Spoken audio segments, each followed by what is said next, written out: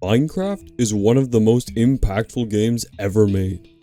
Whether or not you've played it, Minecraft has definitely reared its blocky head into your life at some point. Over the last 10 years, a lot of things have changed in my life. I've made and lost friends, discovered and dropped interests, but despite its simplicity, this charming sandbox game has always been my anchor.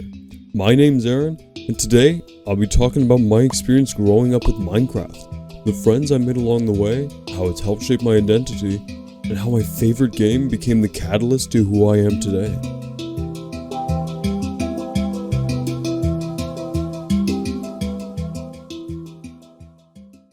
MCYT is an abbreviation you may have heard of a lot in the last couple years. It stands for Minecraft YouTube, and as the name implies, it's about Minecraft videos tailored to a YouTube audience.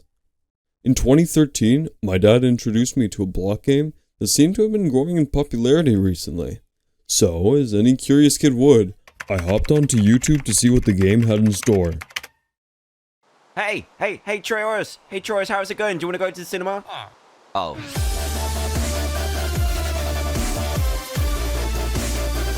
Minecraft YouTube videos served as my first real introduction to the game.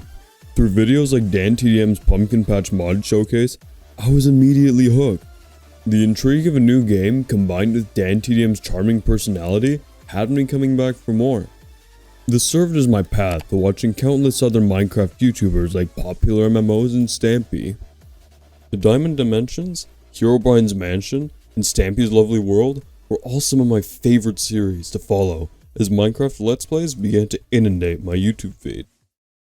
But for a while, my connection to the game was limited to just watching these videos and talking about Minecraft in the schoolyard. As my fascination grew with Minecraft, my dad started to catch on that maybe there was something to this quote-unquote low-quality game. So, coming into the new school year, he decided to explore some financially efficient methods of getting the game for both of us. Minecraft Update 1.6.4 was released on September 19th, 2013. It was a pretty uneventful update, with the largest changes being a fixed handshake exploit and a multiplayer bug fix. But the day before, something much more eventful shook up my 7-year-old life. That day, I stopped needing my Legos, because I had a brand new way to destroy and create.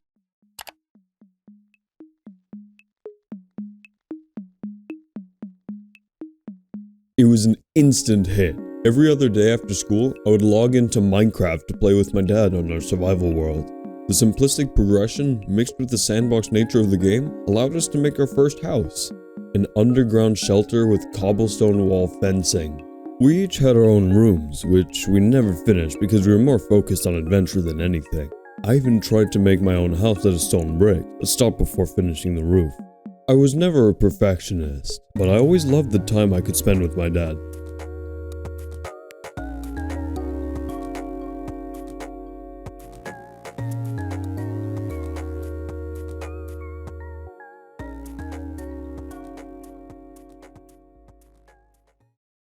Once we got a hold of the core gameplay, it started to feel a little stale. Adventures and low-effort builds only got us so far, so we decided to dabble in the world of modding. Following the inspirations of series such as the Diamond Dimensions, Epic Proportions, and Ultra Modded Survival, we started our own survival mod pack called Ultimate Modded Survival.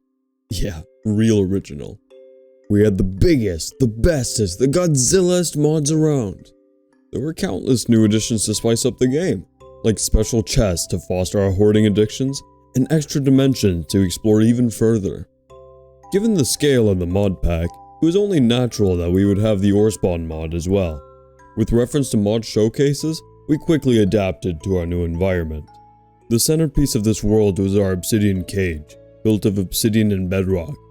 It's where we'd take one of the largest beasts any mod has ever seen and beat it to a pulp as if it were nothing. Repeatedly. We explored, discovered, and conquered, making the land our own. We weren't here for the simplicity. We were here for the infinite permutations of how the game unfolds. Its diverse gameplay always appealed to me. Minecraft is whatever you make it out to be. It can be hunting down your friends, standing in awe at the beautiful terrain, or building your 13th dirt shack. So, whenever something got dull, there'd always be something new to try out. Eventually, I began playing with friends. Single player may have had a lot to offer, but other than my creative mode super builds world, where I went to build random ideas of mine, I was never really the biggest fan of playing alone. Multiplayer allowed me to share my experiences with people, which to me made it a lot more fun. Minecraft allowed me to play for the first time with my friends while we were outside of school. Most of our survival multiplayer worlds would fizzle out, and are now lost to time, but it was good fun while we played them. Minecraft was more than just a block game for exploration. It became a way to connect with people. One day in 6th grade, when I was talking with my friend during our lunch break, he recommended to me a Minecraft channel that he had discovered. You may or may not have heard of this YouTuber. He goes by Technoblade. So when I got home, I opened YouTube to watch his most recent 1000 Bed Wars win streak video. Now, I had known about Minecraft PvP for a while, even dabbling in it a bit myself through Mineplex Turf Wars and survival games, but I could never bring myself to watching other people play. The loud, competitive environment of Hunger Games and MC PvP just wasn't for me. Technoblade was a breath of fresh air in the scene. I always found him to be pretty laid back, and his dry humor resonated with me. I believe in you, random dude on yellow. Yeah, that wasn't gonna happen. Alright. At this point, my Minecraft playtime started declining. With Fortnite taking over the world of gaming by storm, I shifted to playing with my friends online through that instead. After a series of underwhelming updates for vanilla, and modded Minecraft's intrigue stagnating, the game felt like it was getting old. I still loved watching Minecraft through Technoblade, but aside from opening the launcher every couple of months, my focus was elsewhere. On May 6, 2018, JSchlatt released a video in commemoration of his favorite game, probably ever, in a video called A Tribute to Minecraft. One last hurrah for the game before finally letting it go, appreciating the memories and putting it to rest. For one reason or another, I think that's how a lot of the community felt at this point in the game's life. Minecraft had reached its lowest ever level of interest, and it would only continue downward. Everyone grows up eventually. Despite this, the game still held a soft spot in my heart, as it did for many. So on June 14th, 2019, when Technoblade played Hypixel's newest minigame, Hypixel Skyblock, I decided to try out their new take on the game mode. Comparison to a prison server aside, I enjoyed my first experience in the minigame. Around this time, I had stopped playing Fortnite, so my attention was now brought back to Minecraft through the lens of Skyblock. For the first time, I delved into the game fully alone.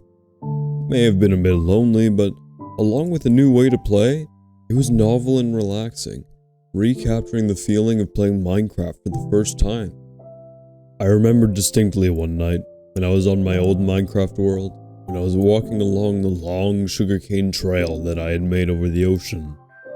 I took a moment and looked up at the moon as Mice on Venus played in the background, and a shiver ran down my spine. C418 wrote countless nostalgic pieces, but Mice on Venus was always my favorite Minecraft theme. Something about the soft melodies reinforcing that you're in the right place. So one night, when I was mining stone in a glitched hole by the gold mine, as the piano's crescendo came to a halt, I couldn't help but cry.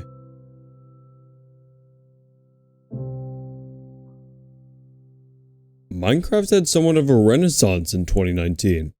With PewDiePie's Minecraft series, Hypixel Skyblock's release, and Minecraft Monday, it was the perfect storm for Minecraft's second wind. Even with the new content farm that was Minecraft Monday, Technoblade continued to post Skyblock videos throughout the summer, so I stuck around for a bit. Although Skyblock began for me as a single-player game, this wasn't going to be the case for much longer. Shortly after school recommenced in early September, I was reached out to in-game by someone who went by Supernova Unicorn with a business proposal. His idea was to sell goodie bags for dragon fragments.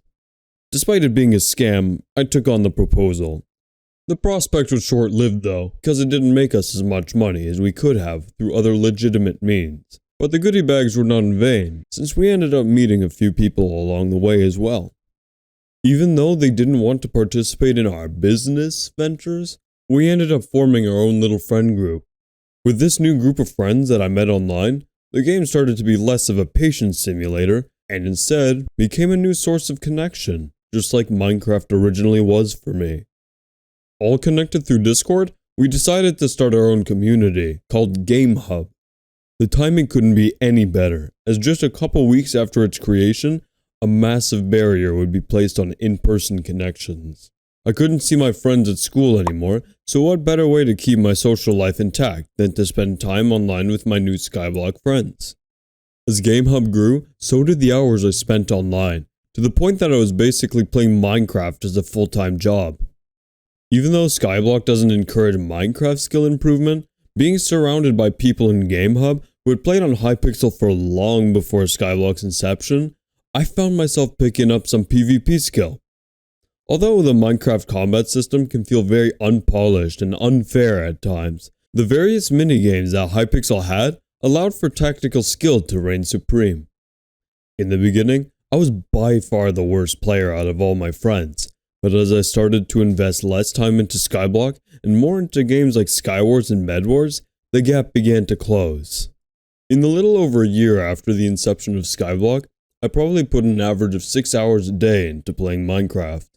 Skyblock aside, I had put hundreds of hours into PvP as well, so it was to no one's surprise when in September 2020, going to the start of the new school year at a completely new school, I captured the attention of my classmates as the Minecraft sweat. Early in the school year, I struggled to make friends, especially since most of our classes were online. But because of the name I had made for myself, there were students from another class who invited me to join their survival multiplayer server called the SMP. Being presented with an opportunity to meet people I wouldn't have otherwise, I accepted the offer without hesitation. At this point, it had been a long time since I played on an SMP proper, but that didn't stop me from putting an unhealthy number of hours into the world. Staying true to my title, I quickly got decked out in netherite gear. Grinding to netherite immediately may not have been the most creative start, but it helped solidify my place. Having these communities helped ground me in a time of instability in my life. Game Hub, the SMP, the hours I put into these groups, and the friends I made helped me cope with my confusing environment. Maybe shaving a couple hours off Minecraft here and there to focus more on school would have been beneficial, but the time commitment stood as a testament to my connection to the game. I was no longer just someone that played Minecraft, but rather someone who's interwoven with the very essence of the game. My identity was, in part, tied to Minecraft. Over time, the passion from the communities dwindled. I'd left Game Hub because its environment had grown to be toxic, and the SMP was disbanded and reformed with a smaller player base and a server of my own. Despite this, many of the friendships stuck. During the pandemic, I had lost a lot of friendships, but through Minecraft, I was able to form new ones.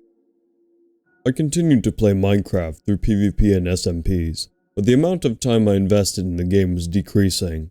Today, you'll find me playing a bunch of different games with the friends I've made in these communities, but that doesn't mean I love the game any less. I may not pour as many hours into it anymore, but I know that Minecraft will always be a part of me. Now, staring down adulthood, growing up can be daunting. A lot has changed since I first opened up the Minecraft launcher. I guess 10 years can do that to a person. So, what is Minecraft to me? To some, it's the gorgeous landscapes. To others, a reminder of the simplicity of their childhood. Maybe it's the dynamic gameplay or the endless possibilities. For me, yeah, sure, I'd say I love all of those things, but if I had to put into words what Minecraft is really about for me, it's about the people. The communities, the friends. Minecraft is about coming to school one day to talk about the newest mod showcase. It's about the times you accidentally blow up your friends. It's about the effect you can have on people's lives. Sure, I can have fun on my own, but I don't play Minecraft to make memories. I play Minecraft to share memories. And without it, I don't know where I'd be today. Minecraft was never perfect. and I don't think it ever will be. But looking back at how far I've come, and how much this silly little sandbox game has grown alongside me, I think things will end up turning out alright.